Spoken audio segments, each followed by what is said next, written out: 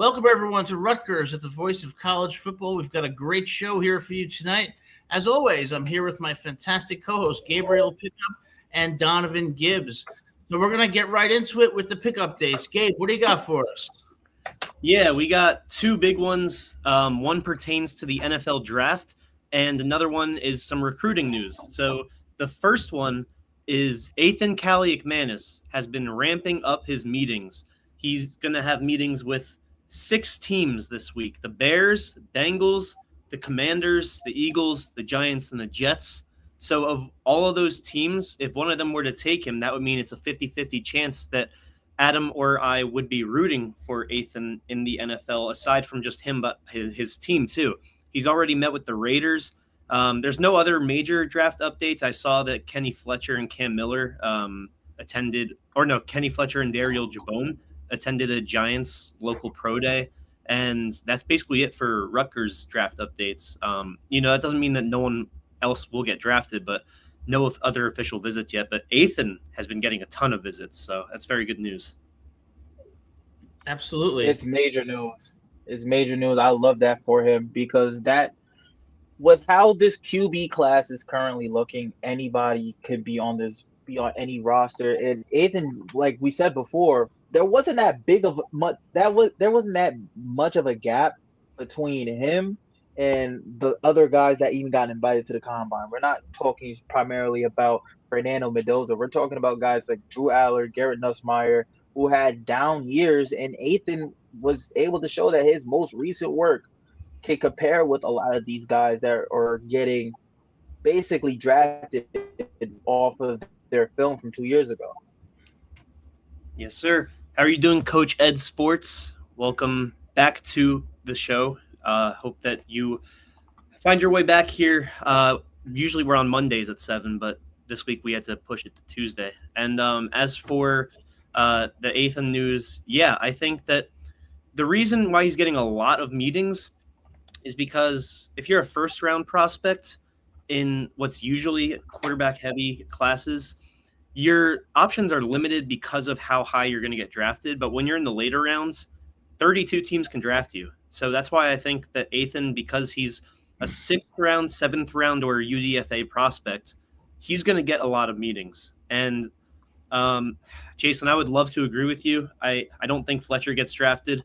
I do think that Ethan gets drafted. I actually do believe that 100% now. But Fletcher will still be a valuable asset for whatever team ends up taking a chance with him at a practice squad. But with Ethan, I think he's also been impressing in the meetings, and that's why he's getting more of them. You know, this is funny because this situation reminds me of Hollywood. And here's what happens in Hollywood. You get a lot of people who write great scripts. I mean, scripts that could be amazing movies. And you know what these screenwriters get? They get a lot of meetings. They meet with executives at Paramount, Warner Brothers, and then guess what happens? It goes nowhere after the meetings. Oh, always negative. All I'm saying is... all it takes is one yes, Adam. Yeah, all it takes is one yes. That's what they say in Hollywood. You got starving screenwriter. All I'm saying is that meetings are a good sign, but they certainly are not dispositive. I think he's going to be an undrafted free agent, but I do agree with you, Gabe. A team will be lucky to have him because he can certainly be a very reliable backup, and dare I say, with some experience, a potential impact player. I've always said Tua Tagovailoa. That is my comparison for this man. Tua Tagovailoa to Ethan? Yes. No. Yes. Strong arm. That's not a bad career. That's not a bad career. I watched Tua play. I watched Tua play at Alabama. Oh, no, I'm not saying Tua in college. Pre-concussion. You're saying pre-concussion Tua. Oh, yes. Unfortunately, I'm not saying that Ethan will have concussions, but unfortunately, play style wise, I'm saying Miami Dolphins Tua. But that's not a bad thing. This man threw for almost 5,000 yards. What makes you think Ethan is going to be able to achieve success against NFL defenses? His strong arm, his ability to learn, his willingness to learn. He has the potential to make smart decisions. He will hit a wall, as most quarterbacks do, but I think that when he hits walls, he has the willingness to learn from it, and also the willingness to accept accountability. We've seen that all of last year and throughout his Rutgers tenure, and we've seen him make adjustments, get better. And so, like, for example, if he played Oregon again, I don't think he would go whatever it was, like 7 of 23 or whatever. If he played against Ohio State, maybe he would struggle, but he wouldn't perform as badly. He would never play how he did against Illinois again in a million years playing Illinois, at least last year. I think that this is a guy who he has the drive to be an NFL quarterback. I don't know if he starts, but I've seen a lot of websites say that he can be a long-term backup quarterback, and backup quarterbacks get starts. So all it takes is one. I'll tell you this. You know who he reminds me of? He reminds me, this is going back a ways, of Frank Reich, the backup quarterback for the Buffalo Bills, who took the Bills to a shocking comeback over the Houston Oilers in the playoffs. I see him as a reliable backup. I do see him as a great teammate, certainly a great person, and I'm rooting for him. But I do not think he's an NFL starter. But, hey, maybe you're right, Gabe. We'll see. To be fair, I don't think he's going to start. Yeah, to be fair, I don't think he's going to be starting per se, but what he can bring to a team as a guy that could be a guy, he could potentially be a guy similar to like what Ben DiNucci did, where he was on a lot of QB rosters, he was on a lot of team rosters, and when he had the chance to show off his abilities, like DiNucci did on Sunday Night Football multiple times, most recently against the Eagles a few years back, it will give him a chance to shine. It's more about his mental than it is just his physical abilities. He needs to be able to just adjust to NFL defenses. And once he gets adjusted to that, we saw how easy it is for him to get adjusted to a new offense based off of just what he did in 2024 to what he did now in 2025. This is a guy that still threw for 20 TDs, 6 interceptions, and out of all the passes that he's thrown, he completed 70% of them. That's typically the baseline when it comes to guys that come into the NFL. You need to be able to complete at least 70% of your passes. Ohio State, Oregon, Illinois. You're taking okay, here's what you're doing. You're taking a guy's 3 worst performances. You're taking a guy's 3 worst performances against the 3 best teams. But then when it comes to Dylan Lonergan, you're only talking about his 3 best performances. Oh, Dylan Lonergan had his bad moments last. I know. I'm just saying. You know what my defense is? My defense is if Max Brosmer, the Minnesota 6-year quarterback, and clearly worse than Ethan, if he can find his way on an NFL team and get a few starts, then Ethan can too. Hey, that's a good point. I mean, I think he can be a reliable backup, and hey, maybe he can be successful in the NFL. But when the play breaks down, I think that's when Ethan struggles a bit, and you're going to see a lot of fast NFL defenses who can pressure the quarterback. But, hey, Gabe, I say it's a 50-50. You might be right, so we'll see.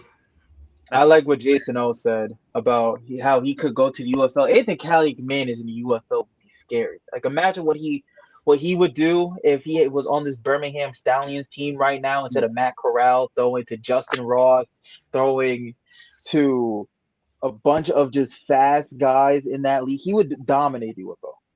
That's true. I know he's going to play football. That's why I'm not as worried about what Ethan Caligman is going to do in his post-college career, because he's either going to be in the UFL or the NFL. There's no in between. His skill set and what he's shown on tape is good enough to get him in either league. And even if he doesn't make it into, the worst league known to man, he still has a spot as a coach for Rutgers football, worst comes to worst. I think Ethan wants to play, and he wants to play for a long time. And I think his high football IQ, and I also think his he's a great teammate, and he's a really solid person. I think in the UFL he can be very successful, but wherever he plays, I think he'll be playing for at least a few more years. Yeah, I think the average NFL career is 3 years, maybe 2 to 3. Yeah, I think 3 to 4. He will go over the average in my prediction. Or he can go into the WWE and they can call him the Chopper. He could be a bad guy. I see what you're doing there, the little chop. All right. Well, the next update I got, barring anything else with Ethan, y'all good on that? I'm just looking at the wide receivers he could be throwing to right now in the Yeah. UFL. He would put up numbers. Oh, By yeah. the way, Justin Ross from Clemson. What are you doing in the UFL, Justin? You were a rock star at Clemson. What happened?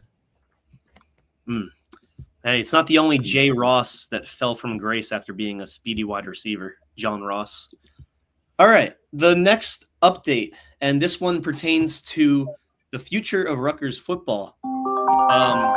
My apologies, I had a phone call there. I don't know if y'all heard it. But Answer it. I cannot answer it because we are live. But anyways, 3-star defensive lineman Josiah Fields down to 5 schools: Maryland, South Carolina, Georgia Tech, Louisville, and Alabama. No, and Rutgers, because that wouldn't make sense if I made a prospect list without Rutgers in it. 6'4", 250 from Charlotte, North Carolina. He had some snaps at offensive lineman too.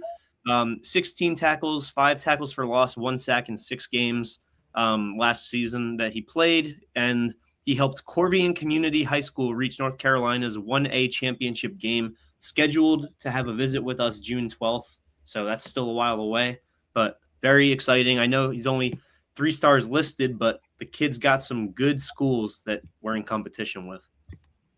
He's playing a lot of good schools. He's coming from a really good football state in North Carolina. When it comes to both Carolinas, North and South, I've been able to witness that during my time playing prep school down there. Them boys eat, breathe, and sleep football. So he's playing at a really good competition level. And what did you say again? He was a junior? He will be a senior. He's class of 2027. So, yeah. Okay, so yeah, he's a junior right now. I hope he's able to pull that off. It's just going to be if he doesn't want to stay home. If he doesn't want to stay home, Rutgers should be able to pull this off when it comes to getting him to commit. Yeah, I mean, South Carolina and Georgia Tech would be probably our biggest rivals in that aspect. It's just how much does he rate Louisville, you know? Well, this is the kind of situation where the other schools that are recruiting him are not, Georgia, Alabama, Michigan, or Ohio State. I mean, is Louisville that much more attractive? Is South Carolina, the Gamecocks, with their persistent mediocrity at Bryce Stadium? I think that you got to give credit to Shiano and his staff for really bringing Rutgers into the conversation for some high-level recruits that are getting, sought by the traditional schools. So heading in a good direction. Yeah. Coach Ed, I don't know his NIL value, but I did see that he has a prospect rating of 87.5 per 247 and 85 per ESPN. So I would say that's around the average, 3-star recruit. But the difference is that because of his position and his dominance in state play, rather, that's why he's getting all these offers. The Ohio State, whatever, Penn State, Michigan, they don't all offer, or they don't only offer 5 and 4 stars. Not that Georgia Tech is quite on that level, but these schools that we're competing with, Georgia Tech, South Carolina, Louisville, Maryland's still Big Ten. Like, these are still really good programs that we're competing with. Like, I would say they're all at least on our level, or maybe a half tier below us in terms of attractiveness as a school. But even Maryland, who is probably, the worst current program, but they could still be better than us next year. They still have a quarterback that he had a great rookie season. Next year, he's probably going to take another leap. And it's, Maryland, that's a good culture of a program, much like how we strive for cultural excellence with Rutgers. Maryland, even though they haven't been great recently, they still have that in terms of overall athletics. Maryland should cancel its football program. They are mediocre. They've always been mediocre, and that quarterback should transfer. I think right now, when it comes to Maryland and Rutgers, if we're looking at just that recruiting battle, we're kind of both on the same playing field where it comes to our school is getting accustomed to the NIL system and finally have enough money to get into the mix. Rutgers was dealing with that. I've covered a lot of Maryland-based college athletics during my time working with Fox Sports Radio, and that was the primary focus about where Maryland football was trying to take that next step. And both of these schools are kind of getting used to throwing money at things now. You know what we should do? We should send Kevin Humes and have him be like, all right, here's why I got the hell out of Maryland, and here's why I'm at Rutgers. Yeah, I mean, and Jason brings up Georgia Tech. I spent 5 years in Milledgeville, Georgia, which is about an hour and a half from Tech. You know, Tech is a great school. Great. That's in Atlanta. It's in Atlanta. Great athletic program. So I don't know. It depends on what his interests are. Yeah, we're all getting phone calls. You know, Georgia Tech, what I'll say is Georgia Tech offers an outstanding academic opportunity that I think is a bit higher than Rutgers. And their football program is competitive. But, you know, Rutgers is a bit different. Rutgers, you can argue, is going to be on an upward trajectory and has the plan to be a contender in the Big Ten, at least according to Schiano, and I'm sure that's his competitive instinct. So there's a lot that Rutgers has to offer, and that's why I think these players are considering Rutgers when, you know, in past years they might not otherwise be. And as far as NIL value, Coach Ed, I would say his NIL value is probably somewhere between $500,000 and $750,000. It's still a good chunk of change for a position player that's not guaranteed to start either his first 2 years. So we need to be committed to him for more than 2 years. Yeah. I would say it's more like 250, 300, but again, that's just an estimate. So, and with the tax cuts, he's going to make even more money. Well, we know one thing for sure. If everything holds true, he can only transfer once. So if you want to get the hell out of here after you do commit, because we think you should commit, you better be ready for whatever school you go to, because that's your final destination. Well said. Yeah, it's a new era in college. New era in college. Hopefully, if we land Josiah Fields, which I believe we can and should and will, hopefully this Jay Fields won't disappoint me quite the way the Jay Fields for the New York Jets did. Oh, well, look, it is a new era, Donovan, but you know what? The era I miss is the 80s. You know, when you had the Catholics against the convicts, Lou Holtz against Vinny Testaverde and that vaunted Miami defense. You know, it is a new era, but I'm not so sure that it's different, but I'm not so sure if it's better. Everything is bound to change, and that's all I got for the pick updates. Great updates, Gabe. So, you know, we're going to segue now into one of the biggest topics for Rutgers football this upcoming season. We've talked about it before, the quarterback battle between A.J. Surace and Dylan Lonergan, the transfer from Boston College, and Bill O'Brien. So, Donovan, I'm going to get your opinion first on this because I think you got some information, some insights about the QB battle. So, take it away. I recently saw a video on ScarletNation.com. That's where I got this from. Shout out Christian Dyer on the source. And it comes from Coach Schiano talking about where the current QB race is and who's currently winning the QB battle between A.J. Surace and Boston College transfer Dylan Lonergan. It sounds interesting to me. I just want to get y'all's feedback on it because there was a lot of interesting things that were said. Is there? Way too early, and maybe it wouldn't be way too early if somebody did poorly and somebody did well, but they've both done well. And you know, I have total confidence in Coach Uraka.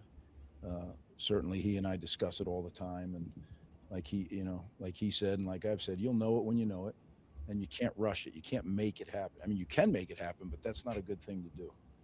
The best way to do that is just over time, it plays itself out, and it becomes evident. And that has not happened yet. They're both working hard. They're both doing a good job. They both made some mistakes, which you're going to make when you haven't been in that role. But again, kind of like what I was saying earlier, you run out of mistakes to make if you just keep playing through them and understanding and learning. And that's what they're doing right now. So I'm encouraged by both of them. And I think Sean Ashenfelder has done a good job as well. So Sean Ashenfelder hasn't not been ruled out. Wow. I think that there's a hint here somewhere. What do you guys think? I could play it for y'all again just in case y'all need to hear it one more time. And for those who are watching, listen closely and put it in the comments section. Where did you see the hint about where he might be leaning? I just can't believe that I didn't hear it the first time that he grouped Sean Ashenfelder in. I don't know if that was just him saying like, "Oh yeah, he's been doing good," or if he's like, you know what, like he's actually impressing us and we haven't rolled him out yet. I thought this was a two-player race to begin with, so the fact that he's being involved means that currently in this spring session for Rutgers, everybody is getting looked at when it comes for first team reps or like second team reps. Austin, long time no see. Hey, Austin. I have a show with Austin on Thursday. We're gonna be talking about the NBA playoffs, so definitely tune into that on his channel. Awesome. Okay. Well, I play this for y'all right now. Go for it. Is there? I guess it would be in the second half, right, where he starts hints. Some hints, perhaps. It's in the second half of the video, last 30 seconds. That's our hint. Maybe it wouldn't be way too early if somebody did poorly and somebody did well, but they've both done well. And, I have total confidence in Coach Uraka. Certainly he and I discuss it all the time. And like he said, and like I've said, you'll know it when you know it. And you can't rush it. You can't make it happen. I mean, you can make it happen, but that's not a good thing to do. The best way to do that is just over time, it plays itself out and it becomes evident. And that has not happened yet. They're both working hard. They're both doing a good job. They both made some mistakes, which you're going to make when you haven't been in that role. But again, kind of like I was saying earlier, you run out of mistakes to make if you just keep playing through them and understanding and learning. And that's what they're doing right now. So I'm encouraged by both of them. And I think Sean Ashenfelder has done a good job. Okay. Get y'all thoughts. Yes, sir. Well, I think it's obvious I accidentally spoiled where it is that it is because I let out a when I heard it again. But is that a diss on AJ Surace, or is that just saying that neither of them have been the starter for Rutgers football?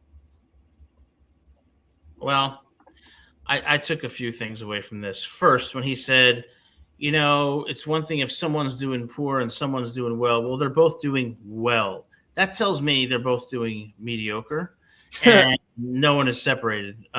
His body language was a little fidgety. It didn't sound too impressed. Now, here's what I also took away from this. When he said, for people who have not been in that role before, well, AJ Surace has been in this role, in the role as a starter at Boston College, had some very good games. Dylan Lonergan. Dylan Lonergan. Yeah, Dylan Lonergan. Dylan Lonergan started for BC and against some good teams, put up some very good numbers. So I think that he's not throwing shade at AJ Surace, but certainly AJ has not separated himself.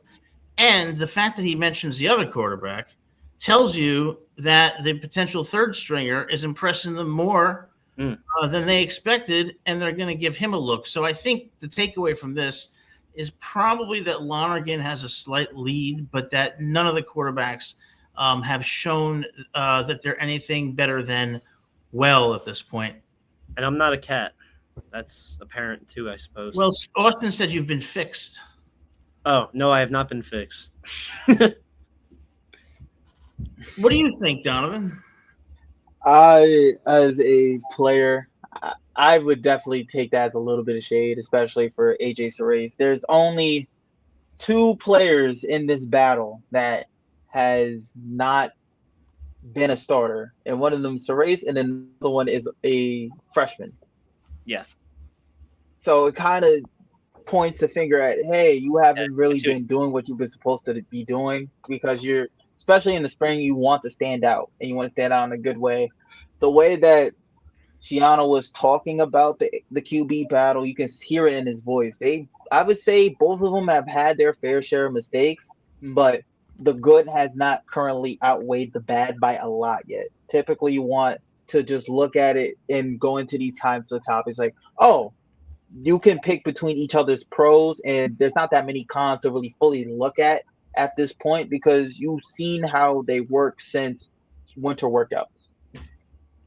If Lonergan, I'm taking this as, okay, the race is still kind of close here, because he hasn't fully said your name yet. And typically around this time, especially with other teams in the Big Ten, they kind of already know who their guy is going into this. And you came here to be the guy, but it hasn't really been fully declared that you're the guy. Hopefully, we get to figure out a little bit more, as I know this might be their final week of spring ball. They don't have a spring game as well, which is unfortunate for this type of situation. But hopefully, Shiano is able to tell the press or just tell the media about where he currently stands heading into the summer. Because if Lonergan's name is still not being said, he's done a lot of good things for us so far, and we're starting to feel like he can take control of this offense going into the summer. This race is still pretty much open. Let me ask you guys a question.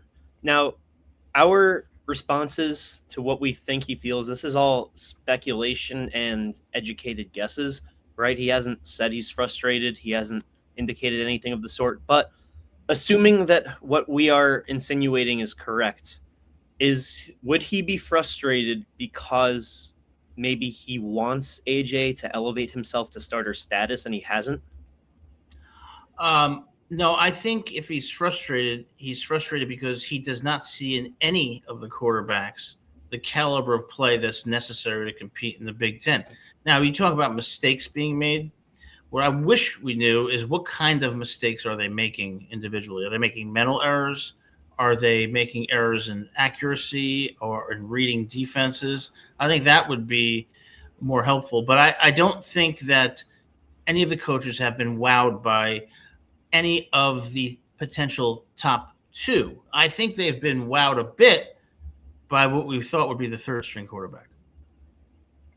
And I take this as he has not been impressed yet by either party. And typically you're not supposed to be fully locked in on somebody if this was just regular spring ball and it's a race and another guy just like that freshman were coming up, but you brought in somebody that you thought that was going to be that number one for you. That was your star target in the entire transfer portal. And it seems like he's starting to feel a little bit of buyer's remorse, but I'm not going to fully go in on that potential viewpoint because it's still early spring. The season hasn't started. The season isn't starting, or things are not going to get real until fall camp. But right now, he's starting to kind of feel as we're still at square one. Well, guess what? Could there not be a better year than this year for a spring game?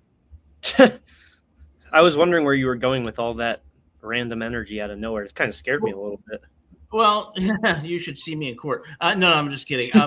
Oh, dude, speaking of court, the judge, my client didn't do it, but I didn't. Speaking of court, you see that? Oh man, you're a juror? Possibly. Hang the jury. Hang the jury. Be the lone holdout. Just got it in the mail on Friday. I wish we had a spring game, guys. It would have given us some more information, but we don't have it. I think the QB battle goes on into the fall, and I think whoever is chosen as the starter will not have a terribly long leash. No, not at all. I think if either guy throws 3 interceptions, they're done. In total, like in one game? In a game. Like if someone throws 3 picks throughout any game, they're done. I just hope that the scrimmages during the fall are televised and taped or somehow reported on, because I just need to see how well they've played in good on good scenarios. I don't know if it's because one of them is throwing more interceptions during potentially 7-on-7 or team periods, because that's really the big evaluators on a QB. You can say, yes, he does this type of stuff at certain drills, or he knows about this, and this in the film room. It really comes down to what you're able to do in situational football, I would say simulations during practice. And that's third down, that's 7-on-7, that's red zone, that's coming out from your goal line, because those are all things that are going to be evaluated that your quarterback needs to be able to feel confident in. You got to feel confident in going into the season, because a lot of your schedule is going to be against tough Big Ten opponents. 7-on-7. That's a very interesting thing because that's like a huge sport or a huge way to play football in the Upper Peninsula of Michigan, where I was based for a few months for work. But I've never really heard of that as. I guess that would be like the equivalent of like a non-contact drill. It's non-contact while the QB is still throwing, so it's wide receivers versus DBs and linebackers, and the QB has to just be able to make the right decisions while throwing on air with no pressure. And they have you on the sideline like one of my chopped liver. I have an idea. Typically, when that happens, the offensive line or the defensive line are running their own drills or doing one-on-one. It's competition. Mm-hmm. I have an idea. Why don't you have a scrimmage where each quarterback is faced with the worst defensive looks possible for the play that is called, and see who figures it out better? That's scout period. They do that every day. Well, okay. I simultaneously said something that everybody should know, but I was on the right track. Jason, jury duty. I like bread, and then I like another piece of bread, but there should be some stuff in between it, and then because I like all that stuff separate. But what if you put like bread and then stuff in between it, and then another piece of bread?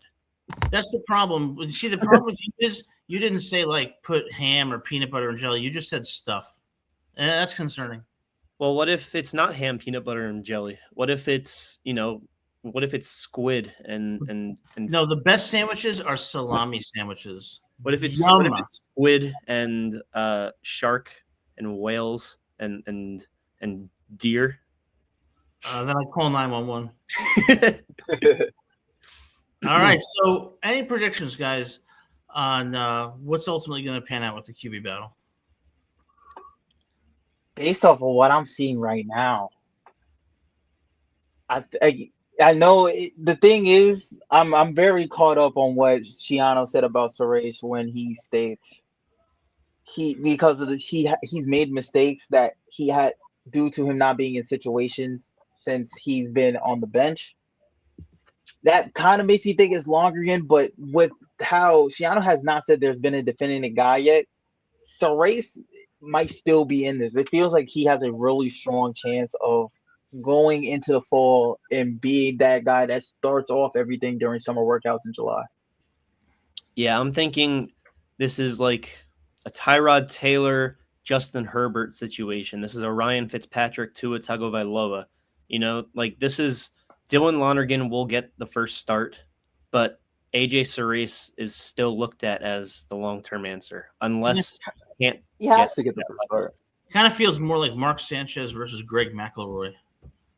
That's the ladder and a wall. I would say this is more. I would say like Jameis Winston versus Josh McCown, where it's just both of these guys. One, he's going to be really good at throwing the ball, but he has a little bit of turnover issues. While AJ Strace, he's being put in the situation that he's been waiting his entire career for at this moment, and that's why you kind of see who is really cares because they're fighting for a reason. They both have a reason to try to give it their all right now.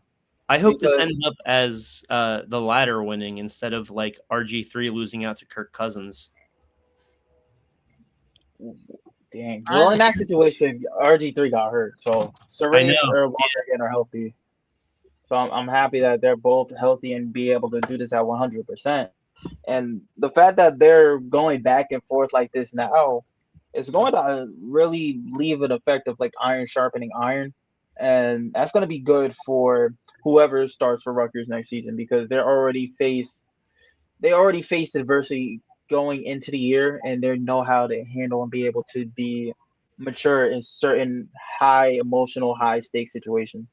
See, Jason, I don't think he's intentionally leaving clues, but sometimes there's a Freudian slip.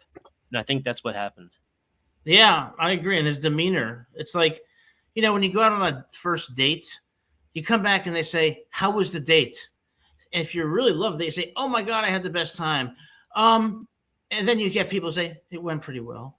It went nice. Like, Yeah, that's kind of how he feels about the QBs right now, but we'll see.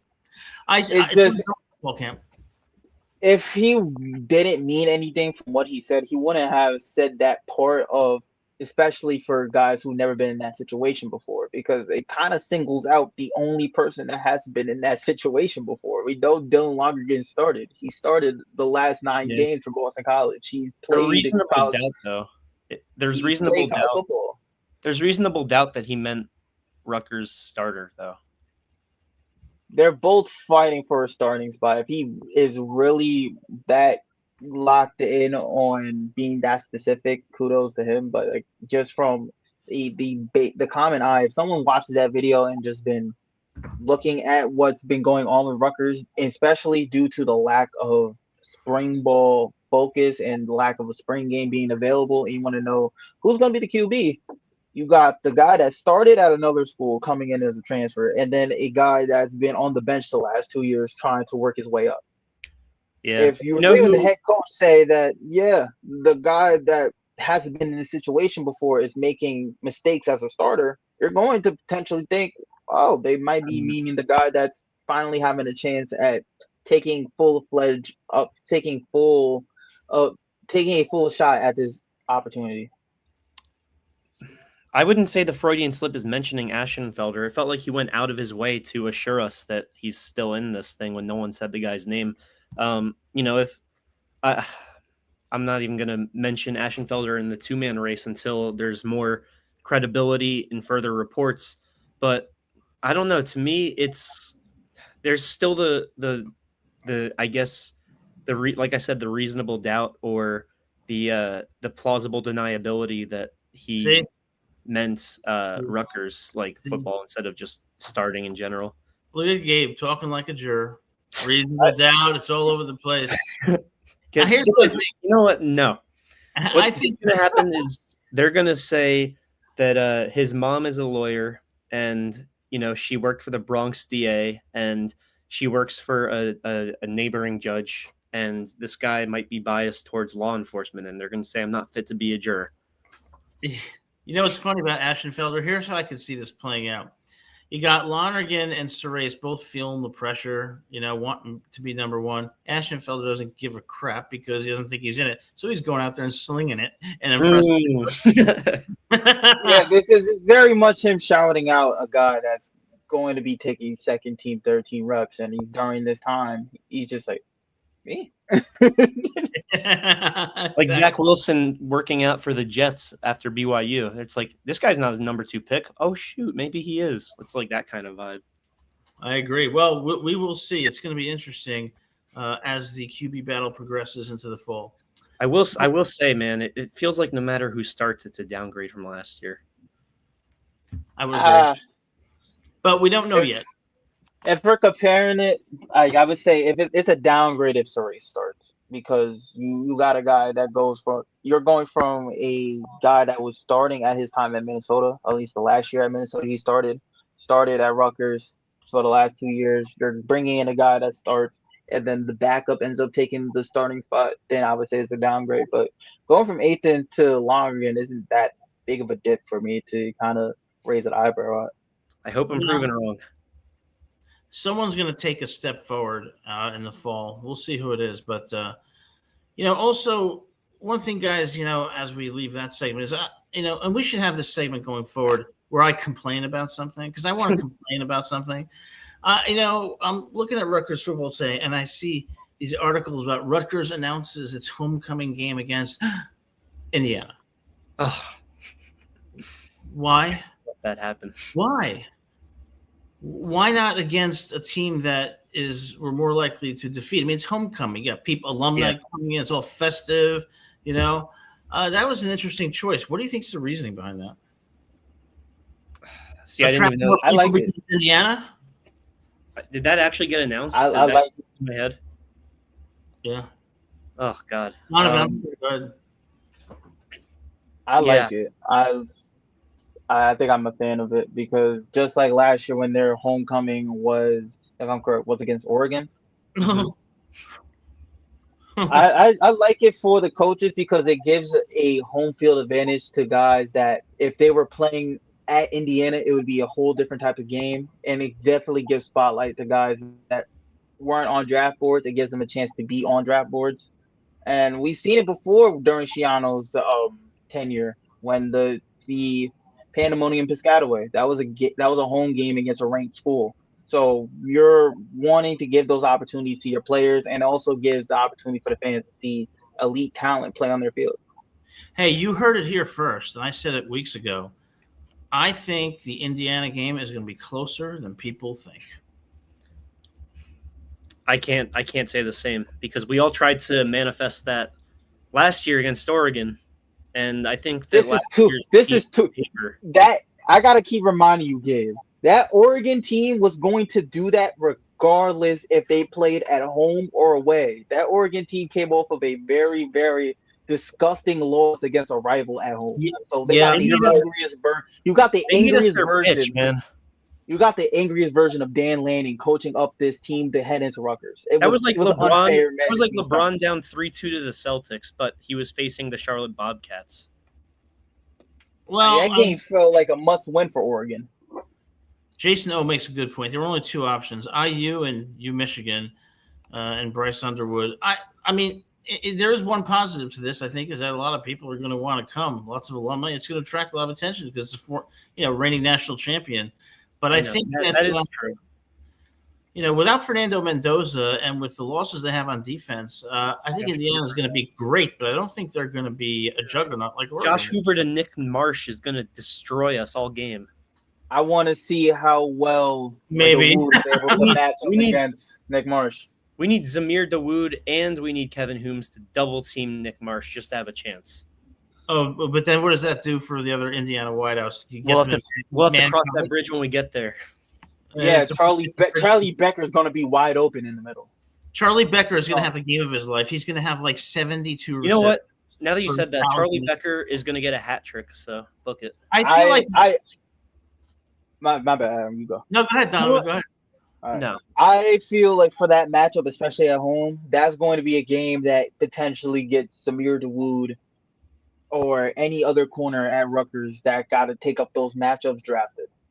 If they want to be able to put something on tape and be like, oh, we covered this guy and I was able to blanket him the entire game, or be able to hold Nick Marsh to, let's say, 3 catches in that game, despite the win or loss, that's going to be something that NFL scouts are going to keep an eye out on. This is going to be a game for KJ Duff to be able to show the world once again what he's able to do and be able to bump up his draft stock even more. I see this game, despite it being against a really good team in Indiana, I know you typically want to have a cupcake on homecoming. The idea of a homecoming game is for everybody to celebrate after you beat down the team. And a lot of teams, especially for me as a player, when you go on the road for somebody homecoming, you got to take that as disrespect because they're thinking that you're an easy win.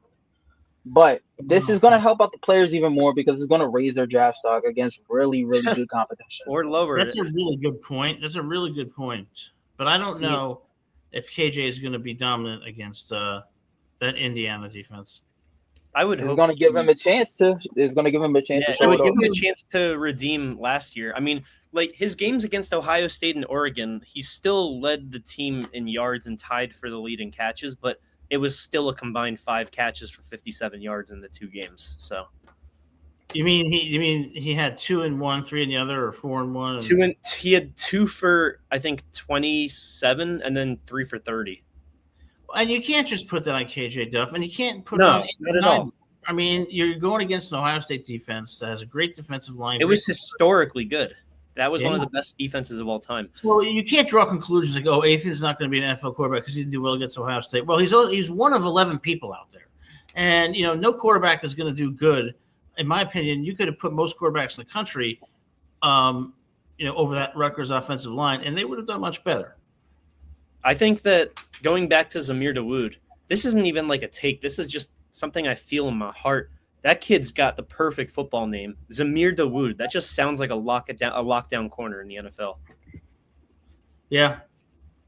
Yeah, the October schedule at home wasn't very great. Honestly, it gives off the vibes of Rocky 10. Of what? Of Rocky? It gives off the vibes of Rocky Sin. Oh, Rocky Sin. Yeah. Corner. He played for the Rocky Sin, the corner for. Yeah, he played for Colts, played for Raiders. That's why I like. That's what I like about this man. But this is an opportunity for Bradley Jones, an opportunity for Mikey Munn. Bradley Jones, out of if they want to be able to show off their tape. Ty Morris. Will The we games see want to show Wadiq off their tape, Collier? get paid. When will we see Wadiq? Hopefully not in the fourth quarter only. Yeah. We'll know what that means. Absolutely. Well, guys, you know what? It's going to be an exciting season for Rutgers. I think Rutgers is going to pull off a major upset this year. I think they're probably in the 5 to 7 win range, but I think that they're going to pull a major upset. And I'm going to tell you, I'm sticking by my Indiana pick. Indiana beats them, but only by 10 to 13. You know what? Let's call that upset right now. What's your biggest upset? Biggest upset? I think that. Go ahead, Donovan. I think the upset Rutgers is gonna have is gonna be against USC. I can see more against USC. Oh my goodness. USC's a winnable game. Whew. You know, I'm gonna say my upset is, unfortunately, the biggest upset I think is Nebraska, because that would be an upset. But I think that against Michigan, you can't count us out. Ah, man, I was just going to say that. I think that Michigan is, of course, is the better team, but I feel like we're a good matchup. That's it. Yeah, and I think that we have a puncher's chance against Michigan. Yeah. So you're would you kind of compare it to Michigan being this year's Penn State game? Yes. I don't. Penn State was so historically down last year. I think of it a little differently.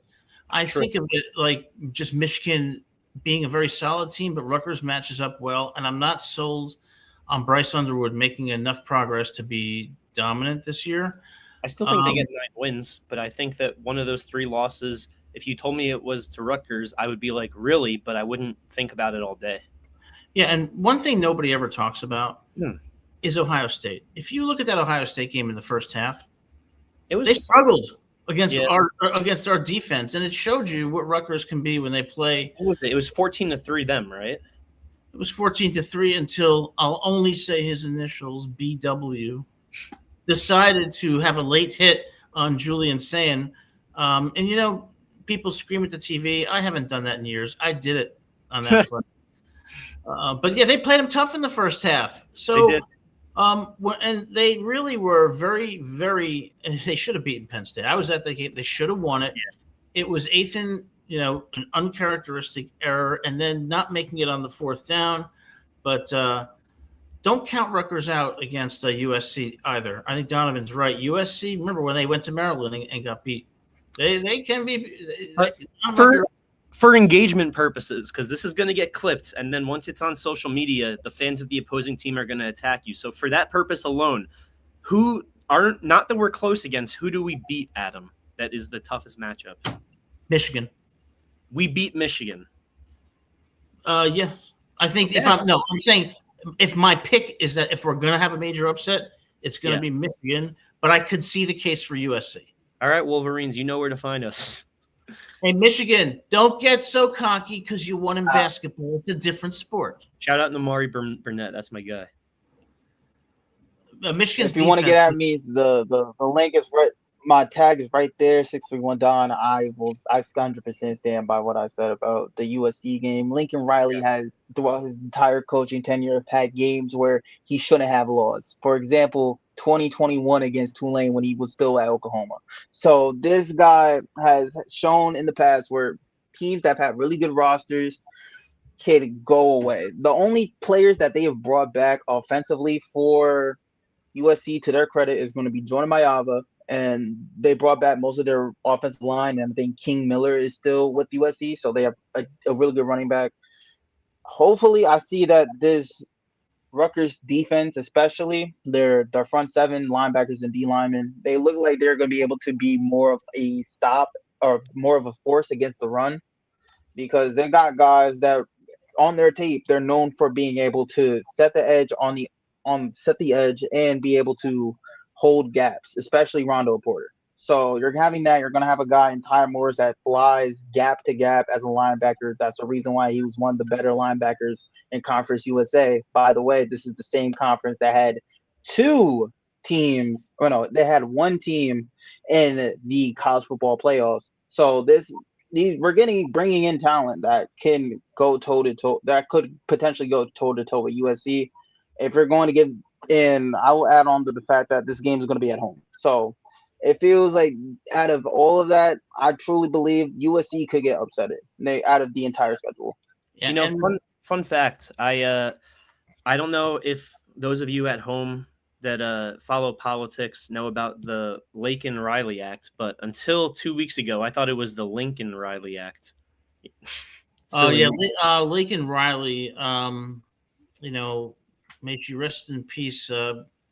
Down in Georgia was murdered. Very sad. Wait, I thought they were talking about the USC coach, and I was very wrong. But when it comes to USC in general, and yes, obviously, may she rest in peace. That was just a blunder on my end. But when it comes to USC, their offense is the problem, and I think that as good as some of the talent is that we have, I think the only way that it's close is if their offense is off. Their offense is either on and scores 40.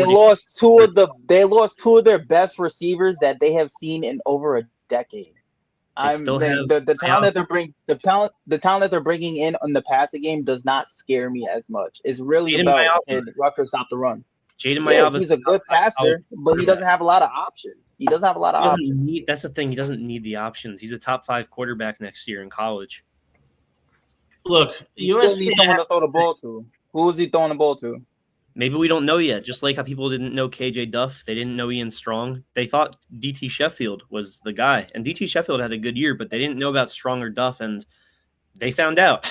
So I'm thinking the same thing happens with USC. Well, we'll see. USC did lose to Minnesota 2 years ago at the Golden Gophers. Did lose to Maryland, so there is an inconsistency. That's to Athan. What was that to Athan? Oh, Athan. No, 2 years ago, Athan was on Rutgers. He wasn't on Minnesota. Okay, I see what you mean. Yeah. Athan had departed from the cult of PJ Fleck. If one PJ Fleck guy can get into the league in Max Brosmer, I think the other guy can too. Well, we'll see. I hope so. I'm rooting for him. Yeah, my pick of Nebraska, not as hot of a take, but that still would be an upset. Nebraska and the ghost of Dylan Raiola. Raiola. The ghost of ACL's past. I think Dylan Raiola is somewhere in Oregon right now in the woods with a Ouija board saying, how did it happen? Tell me. I was supposed to start. Any final thoughts, guys, on Rutgers and the upcoming season?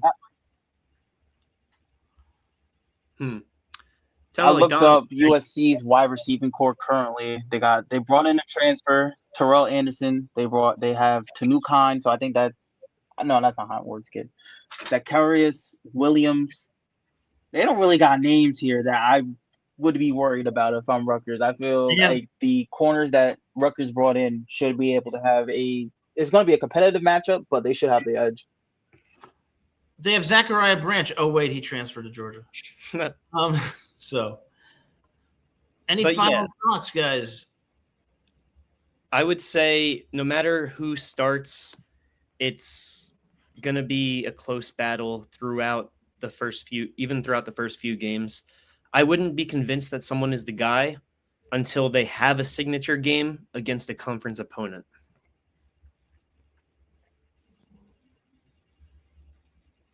Donovan?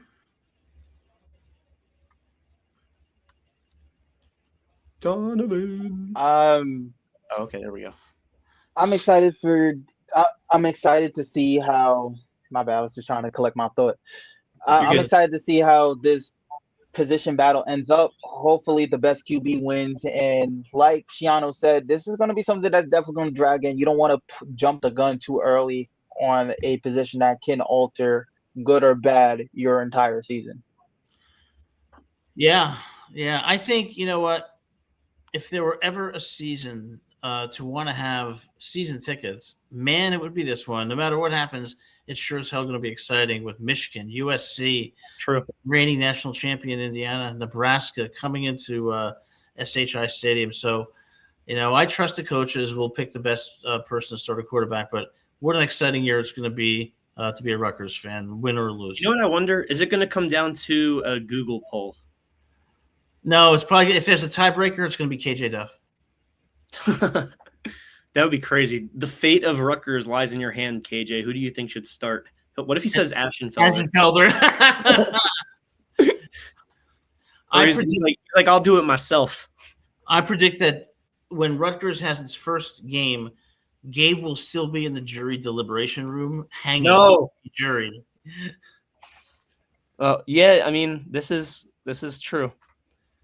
That's the benefit of being in the Big Ten, even though it seems like we're in the bottom almost every year in terms of divisional record. At least we know we're getting some talent. I predict that against Michigan, you will see Chris Ash lurking in the background. Chris Ashenfelder? Yeah. All right, guys. Well, listen, great discussion tonight. Always appreciate the great insights. We will be back here next Monday. Tuesday, we had to delay it because of some prior commitments yesterday, but we'll be back next Monday at 7 p.m. to talk more Rutgers football. Thanks for being here, and if you like the show, hit that like and subscribe button. Definitely. Until then, go Scarlet Knights. Go Scarlet. Go Scarlet Knights.